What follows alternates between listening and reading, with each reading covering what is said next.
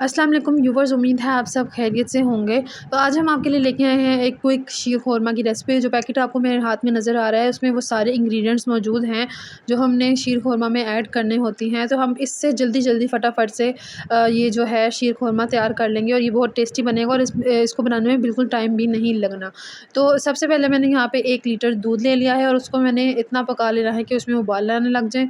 और जैसे दूध में उबाल आने लग जाएंगे तो मैं जो हमारे पास पैकेट है वो मैं इसमें डाल दूँगी। तो जो पैकेट है उसमें हमारे पास इंग्रेडिएंट्स हैं, जितने भी ड्राई फ्रूट्स हैं, खजूर और बादाम, पिस्ता, उसके अलावा खोपरा, किशमिश ये है और सेवइयाँ हैं 2 किस्म की, और इसके अलावा पैकेट के अंदर चीनी भी मौजूद है।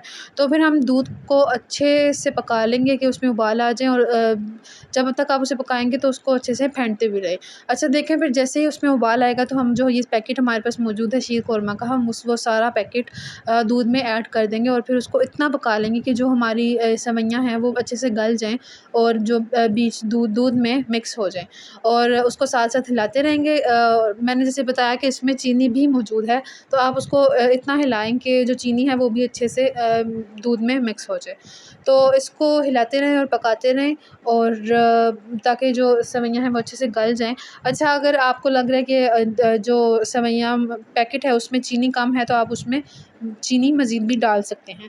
तो ये देखें, ये अब हमारी जो सेवइयाँ हैं वो अच्छे से गल चुकी हैं, और इसके बाद फिर आपने बीच में अगर आप चाह रहे हैं तो चीनी ऐड कर लें, जैसे मैंने यहाँ पे चीनी ऐड की है।